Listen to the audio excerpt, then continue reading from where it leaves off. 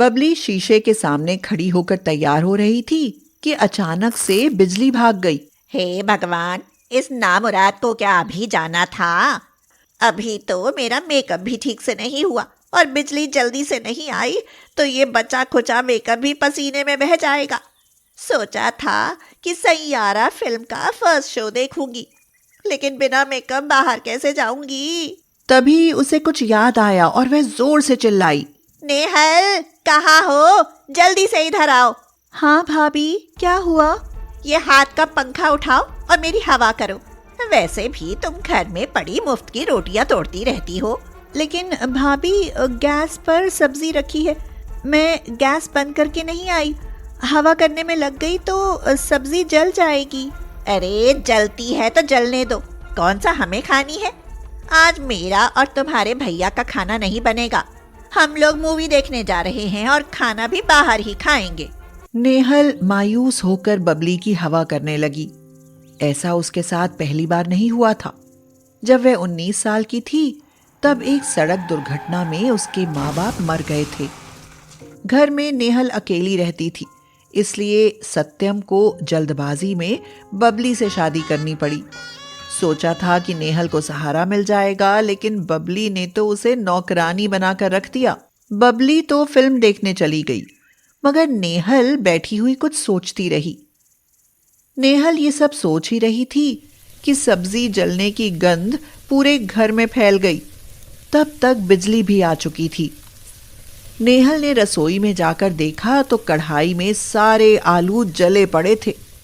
नेहल आंखों में आंसू भरकर बोली, अब ये जली हुई सब्जी मुझे ही खानी पड़ेगी, नहीं तो भाभी मुझे अगले 2 दिन तक खाना नहीं देंगी। भगवान, तुमने मम्मी पापा को इतनी जल्दी क्यों छीन लिया?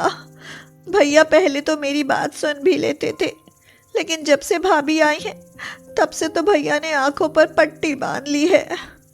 अगले दिन नेहल की सहेली अलका ने बाहर से आवाज दी, भाभी, बाहर से कुछ सामान मंगाना हो तो नेहल को मेरे साथ भेज दो, मैं बाजार जा रही हूँ।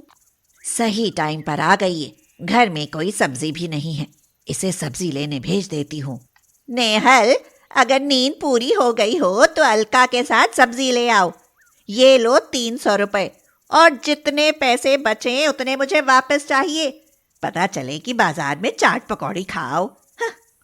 भाभी, आपको सारा हिसाब तो दे देती हूँ, पैसे बचेंगे तभी तो कुछ खाऊंगी। आप पहले ही गिने चुने पैसे देती हो। कितनी चालाक लड़की है, 2 की चीज 9 में बताकर हिसाब बता देती है और कहती है कि मैं कम पैसे देती हूँ। तो भाभी आप ही सब्जी ले आओ, मैं घर का काम निपटा लेती हूँ। हाँ हाँ, एसी छोड़कर तुम्हारा गर्मी में निकलने का मन क्यों करेगा? नेहल हर बात में उससे हार जाती थी। वह गुस्से में थैला उठाकर अलका के साथ बाजार चली गई। अलका ने उसका उदास चेहरा देखकर पूछा, क्या आज भाभी से फिर कुछ कहा सुनी हो गई नेहल? वो कब नहीं होती अलका, भाभी तो मुझे किसी तरह भी नहीं जीने देती। अरे तू चिंता मत कर नेहल, देखना तुझे बहुत अच्छा ससुराल मिलेगा जहाँ सब तुझे बहुत प्यार करेंगे। मुझे झूठे सपने मत दिखा अलका, टूट गए तो बहुत तकलीफ होगी। चल जल्दी से सब्जी खरीद लेते हैं, वरना भाभी 1-1 मिनट का हिसाब मांगेंगी। सत्यम ऑफिस से आया और बबली से बोला, अरे बबली, सुनो, तुम्हारी नजर में क्या कोई गरीब लड़की है? नहीं, लेकिन तुम्हें गरीब लड़की की क्या जरूरत है? अरे वो हमारे ऑफिस के जो चपरासी हैं ना, रामनाथ जी, उन्हें अपने बेटे के लिए एक गरीब लड़की चाहिए जो उनका घर संभाल सके। बबली खुश होती हुई बोली, अच्छा, अरे वैसे लड़का क्या करता है?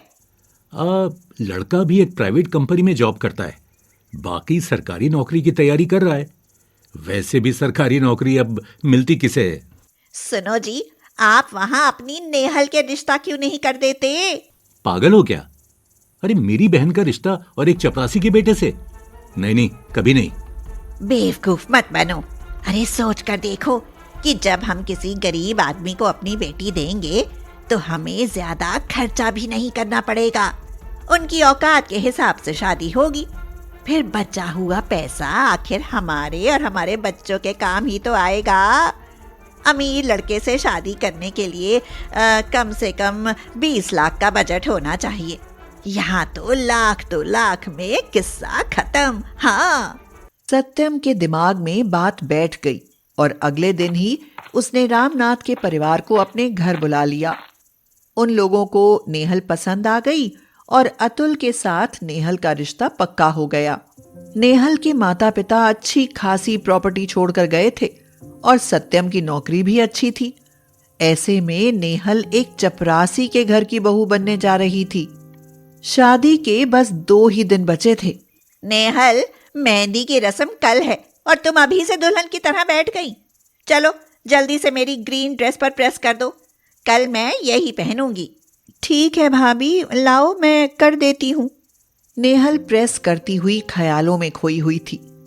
अगर आज मेरे माँ बाप जिंदा होते तो किसी अमीर घराने में मेरी शादी करते, लेकिन भैया भाभी वो तो मेरी शादी एक चपरासी के बेटे से कर रहे हैं। वह सोच ही रही थी कि प्रेस से बबली की ड्रेस जल गई। नेहल घबराती हुई उठी और बोली, भाभी सॉरी, शायद प्रेस ज़्यादा गर्म हो गई थी इसलिए आपकी ड्रेस मुझसे जल गई। बबली गुस्से में तमतमाती हुई बोली, अरे प्रेस ही क्या, मुझसे तो तुम भी जलती हो, तभी तो मेरी 3000 की ड्रेस जला दी। अब तुम्हें इसकी सजा जरूर मिलेगी। बबली ने प्रेस उठाई और तपाक से नेहल की कमर पर लगा दी। नेहल जोर से चीख उठी, भाभी ये आपने क्या किया? मेरी कमर जल गई, 2 दिन बाद मेरी शादी है। ये मैंने तुम्हें सबक सिखाया है, आज के बाद मेरा क्या तुम किसी का भी कपड़ा नहीं जलाओगी। और खबरदार अगर ये बात अपने भैया से कही तो, नहीं तो शादी से पहले तुम्हारा मुंडन कर दूंगी। नेहल जानती थी कि बबली कुछ भी कर सकती है, इसलिए वह बेचारी चुपचाप दर्द बर्दाश्त करती। नेहल और अतुल की साधारण तरीके से शादी हो गई। वह ससुराल गई तो देखा कि अतुल का घर दुल्हन की तरह जगमगा रहा था। रानो नेहल की नजर उतारती हुई बोली, भगवान तुम्हें बुरी नजर से बचाए और तुम्हें सारी खुशियां दे। बहू, अपने शुभ कदम अंदर रखो। नेहल अंदर आ गई और रानो के पैर छुए। अरे ये क्या कर रही हो बेटी? तुम आज से इस घर की बहू नहीं, बेटी हो, और हमारे घर की बेटियां पैर नहीं छूती बल्कि माँ के गले लगती हैं। ये कहकर रानो ने नेहल को अपने गले लगा लिया। नेहल को अपनी माँ की याद आ गई और उसकी आंखें भर आईं। रानो ने उसकी पीठ पर हाथ रखते हुए कहा, बस बेटी ये आंसू पोंछ लो, मैं तुम्हारा दर्द समझती हूँ। आज से तुम मुझे ही अपनी माँ समझो। रानो ने जैसे ही उसकी पीठ सहलाई, नेहल की तो चीख निकल गई। अरे क्या हुआ बेटा, पीठ पर चोट लगी है क्या? अब नेहल कैसे बताती कि अभी 2 दिन पहले ही उसकी भाभी ने प्रेस से उसकी पीठ जला दी थी। वह हिचकिचाते हुए बोली, नहीं माँ जी, जब से हल्दी लगी है तब से कमर पर कुछ एलर्जी हो गई है, जिसे छूने से भी दर्द होता है। अतुल, बहू को कुछ देर आराम करने दे और फिर किसी अच्छे डॉक्टर से इसकी दवाई ले आ। नेहल, अपने कमरे में चलो, वहीं आराम करना। नेहल सबका प्यार पाकर बहुत खुश थी। उसने सोचा भी नहीं था कि उसे इतना अच्छा ससुराल मिलेगा। सब उसे पलकों पर बिठा कर रखेंगे। इसी तरह उनकी शादी को 3 महीने बीत गए। बबली को ये जानने की इच्छा होने लगी कि एक चपरासी के घर में नेहल किस तरह रह रही होगी। वह सोचने लगी कि उसे ना ढंग का खाने को मिलता होगा और ना पहनने को। यही जानने के लिए वह एक दिन नेहल की ससुराल पहुंच गई। बबली को देखते ही नेहल का चेहरा उतर गया। भाभी आप यहाँ अचानक, बताया भी नहीं। ये कैसी बात कह दी तुमने नेहल? क्या अपनों के घर भी बता कर आना पड़ेगा? अरे बेटा, इसे अपना ही घर समझो, जब मन करे तब आओ। नेहल बेटा, अपनी भाभी के लिए चाय नाश्ता ले आओ। अरे फॉर्मेलिटी की जरूरत नहीं है, अब आई हूँ तो 1-2 दिन रुक कर ही जाऊंगी। दरअसल कई दिनों से तबीयत खराब है, वहाँ तो कोई है नहीं, सोचा कि यहीं आ जाती हूँ, कम से कम यहाँ नेहल तो है मेरा ख्याल रखने के लिए। हाँ भाभी, आप आराम करो, मैं आपके लिए चाय बना कर लाती हूँ। बबली चाय पी ही रही थी कि रामनाथ अंदर आया और बोला, अरे नेहल बेटा, जल्दी से बाहर आओ, देखो मैं तुम्हारे लिए क्या लेकर आया हूँ। आई बाबूजी। देखा बबली, मैं सामने बैठी हूँ, मेरे लिए कुछ नहीं, बस हर दम नेहल नेहल की रट लगाए रखते हैं। बेटा, आज मेरा बोनस मिला था तो सोचा कुछ पैसे और मिलाकर बहू के लिए एक हार बनवा दूं, बस वही लाया हूं। देखो बेटा, तुम्हें पसंद है ना? नेहल खुशी के मारे रो पड़ी। वह बोली, बाबूजी, आप बहुत अच्छे हो। रानो ने भी उसे हार पहनाकर उसे गले लगा लिया। उन लोगों का इतना प्यार देखकर बबली तो जल भुन गई। वह 3 दिन उनके घर रुकी। रानो देख रही थी कि बबली हमेशा उससे जली कटी बातें करती है, उस पर ताने कसती है। नेहल ने नाश्ते में पकौड़े बनाए और सबको परोस दिए। नेहल, क्या तुम्हारे घर में बेसन नहीं है? क्या पकौड़े ऐसे बनते हैं? आलू में ठीक से बेसन भी नहीं है। लगता है गरीब घर में आकर तुम खाना पकाना ही भूल गई। हाँ। रानो चुपचाप सुनती रही। नेहल उसके लिए दूसरे पकौड़े बना लाई, लेकिन चाय रखते समय नेहल के हाथ से कप छूट गया और बबली के कपड़े खराब हो गए। बबली गुस्से में बोली, तुम मेरे घर में होती ना तो गरम चाय तुम्हारे सिर पर डाल देती, बदतमीज कहीं की। रानो भी अब गुस्से में चिल्लाई, बस बहू, ये तुम्हारा नहीं, मेरी नेहल का घर है। चाय उसने जानबूझकर नहीं गिराई, गलती से गिर गई। और तुम्हारी हिम्मत कैसे हुई मेरी बेटी से इस तरह बात करने की? बबली ये सब देखकर हैरान रह गई। वह चुपचाप वहां से नाश्ता किए बिना ही खिसक ली। नेहल की आंखों में मायके से ज्यादा अपने गरीब ससुराल में अपनी केयर देखकर आंसू छलक आए। नेहल, हम लोग शादी से पहले ही जान चुके थे कि तुम्हारी भाभी तुम्हें परेशान रखती हैं, इसलिए हमने तुम्हें मायके नहीं भेजा, और आज के बाद तुम कभी मायके नहीं जाओगी। नहीं जाऊंगी, क्योंकि अब यही मेरा मायका है और यही ससुराल। आपसे ज्यादा मेरी परवाह भला कौन करेगा? उसके बाद नेहल ने आंसू पोंछे और सबके साथ बैठकर नाश्ता करने लगी। मीनल को इस समय भूख प्यास कुछ नहीं भा रहा था। शहर से फोन आया कि उसके पति को 3 दिन से बुखार है और वह बिस्तर से भी नहीं उठ पा रहा। शहर जाने के लिए पैसे भी नहीं थे। 3 महीने से विजय ने पैसे भेजे ही कहाँ थे। विजय हर बार यही कहता कि फैक्ट्री घाटे में चल रही है, इसलिए तनख्वाह नहीं मिली। किसी तरह घर के खर्च से बचाकर 1500 रुपए बचा पाई थी। वह उन्हीं पैसों को लेकर अपने बूढ़े सास ससुर को अकेला छोड़कर विजय का दिया हुआ पता ढूंढते ढूंढते विजय के पास पहुंच गई और बोली, अरे, मैं तो बहुत घबरा गई थी, इसलिए फ़ोन सुनते ही माँ बाबूजी को अकेला छोड़कर दौड़ी चली आई। अच्छा, ये बताओ, अब कैसे हो? दवाई गोली ली या नहीं? विजय ने कुछ बोलना चाहा, मगर मीनल समझ नहीं पाई। घबरा कर मीनल ने उसे उठाने की कोशिश की, मगर वह पीछे लुढ़क गया। दरअसल उसे बुखार नहीं हुआ था, बल्कि लकवा मार गया था। उसके आधे शरीर ने काम करना बंद कर दिया। हाय, हे भगवान, ये आपको क्या हो गया? आप बोल क्यों नहीं पा रहे? आप बैठ क्यों नहीं पा रहे?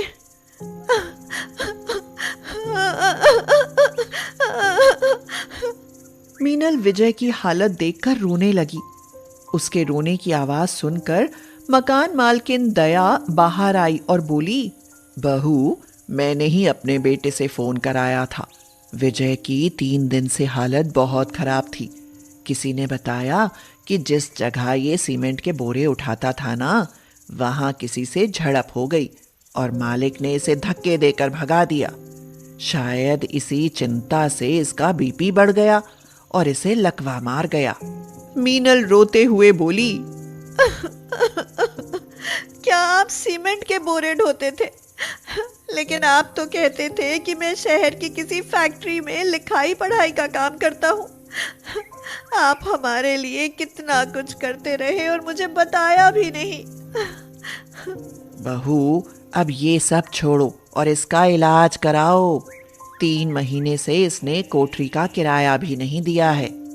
ये सुनते ही मीनल परेशान हो गई। अब वह कहाँ से किराया देगी और कहाँ से विजय का इलाज कराएगी? अभी तो उसके पास केवल 1000 रुपए बचे हैं। इतना पैसा वह कहाँ से लाएगी? मीनल ने पहले विजय के कपड़े बदले, उसके बाद उस छोटी सी कोठरी की सफाई करी। कहते थे बहुत बड़े कमरे में रहता हूँ, रसोई अलग है, एक कमरा मेहमानों के लिए है। कितना झूठ बोलते थे आप। इस कोठरी में सही से पैर भी ना फैले। शादी के 2 साल भी मेरे साथ नहीं रहे, बस शहर की तरफ भागते रहे, वो भी मजदूरी करने। इससे तो हमारा गांव ही अच्छा था, वहीं रहते और आराम से दोनों मटर की खेती करते। शाम हो गई, भूख भी लगने लगी थी, लेकिन खाने में क्या बनाए? विजय से पूछा तो उसने ना में गर्दन हिला दी। सामान ढूंढने पर खाने के नाम पर कुछ चावल और एक लिफाफे में मटर दिखाई पड़ी। उसने सोचा कि और कुछ तो है नहीं, मटर पुलाव ही बना लूं। मीनल आंखों में आंसू भरते हुए बोली, सोचा था दफ्तर में बैठते होंगे, कितनी बार कहा मुझे भी साथ ले चलो, पर नहीं। हमेशा कहते थे कई लड़के साथ रहते हैं, तुम वहां क्या करोगी? मैं ना जानती थी कि इतनी तंगी में गुजर कर रहे हो। मीनल मटर पुलाव थाली में डालकर विजय को खिलाने बैठी ही थी कि विजय के कुछ दोस्त उसका हालचाल पूछने आ गए। विजय ने उन्हें बैठने का इशारा किया। वो लोग बैठ गए। भाभी जी, अच्छा हुआ आप आ गई। ऐसे में विजय को सहारे की बहुत ज़रूरत है। विजय हमारा बहुत अच्छा दोस्त है। अगर आपको किसी भी चीज़ की ज़रूरत हो तो हमें बता दीजिएगा। भाई साहब, ज़रूरत तो बहुत है, यहाँ घर में कुछ नहीं है। मेरे पास भी इतने पैसे नहीं हैं कि इन्हें गांव वापस ले जा सकूं। वहाँ रहती तो कोई पड़ोसी या रिश्तेदार मदद कर ही देता। अब यहाँ आखिर मैं अकेली क्या करूँगी? भाभी जी, आप चिंता मत कीजिए, हमसे जितना होगा हम मदद करेंगे। बस विजय जल्दी से अच्छा हो जाए। विजय ने मटर पुलाव की थाली की तरफ खाने के लिए इशारा किया। दोस्त ने कहा, अरे नहीं भाई, बस तुम जल्दी से अच्छे हो जाओ, फिर हम सब मिलकर भाभी के हाथ का खाना खाएंगे। भाई साहब, चाय के लिए तो घर में दूध है न चीनी, लेकिन थोड़ी सी मटर पुलाव तो खाकर जानी ही पड़ेगी, वरना विजय को दुख होगा। विजय ने हाँ में गर्दन हिलाई। अपने दोस्त की मजबूरी समझकर उन्होंने एक प्लेट से ही चावल खा लिए। खाने के बाद वो बोले, भाभी जी, ऐसा मटर पुलाव तो पूरे शहर में भी नहीं मिलेगा। सच में बहुत ही लाजवाब बनाया है आपने। भाभी जी, मेरा तो ये कहना है कि जब तक विजय भाई को आराम नहीं लगता तब तक आप मटर पुलाव बनाकर बेचना शुरू कर दो। सारे दोस्तों ने इस काम को करने के लिए मीनल का हौसला बढ़ाया। तो मीनल बोली, ठीक है, मैं कर तो लूंगी, लेकिन इस काम के लिए कहीं से पैसे भी आएंगे। भाभी जी, इस काम को शुरू करने के लिए हम चारों आपको 1000 रुपए दे देंगे।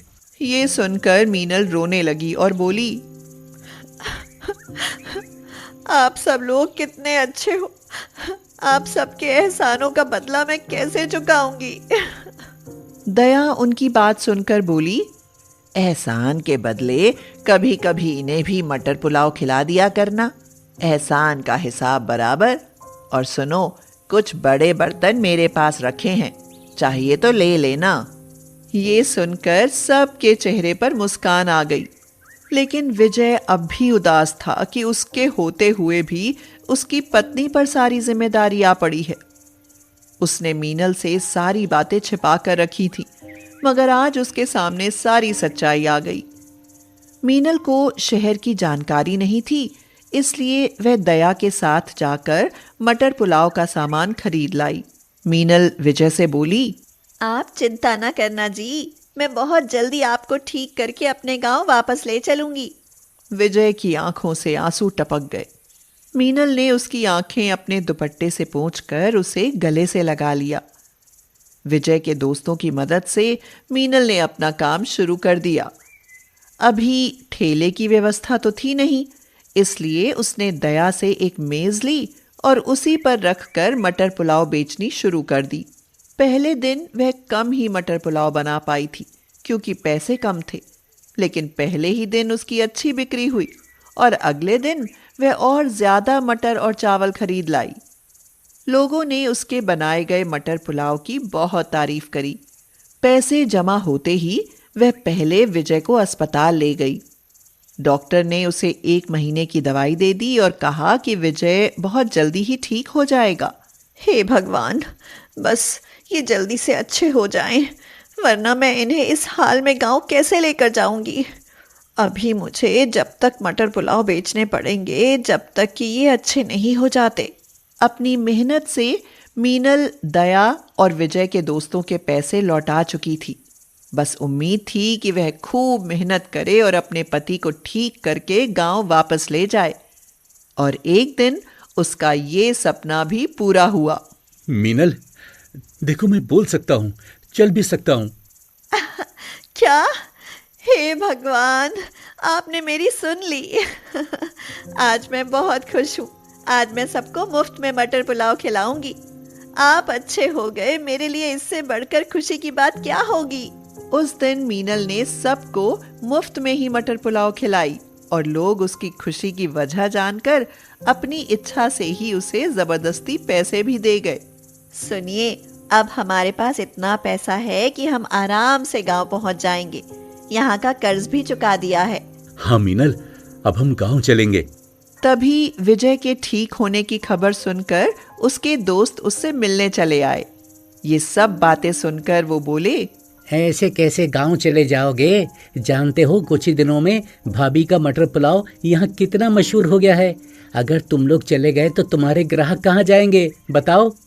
भाई साहब, मैं उन्हें अब यहाँ अकेले नहीं छोड़ सकती। गांव में हमारे बूढ़े माँ बाप राह देखते होंगे। हमारे वहाँ छोटा सा ज़मीन का टुकड़ा है। अब ये वहीं मटर की खेती करेंगे और मैं मटर पुलाव बनाकर बेचूंगी। ये सुनकर कोई कुछ नहीं कह सका। अगले दिन मीनल और विजय सबको धन्यवाद कहकर अपने गांव लौट गए और मीनल वहां पर ही मटर पुलाव बनाकर बेचने लगी।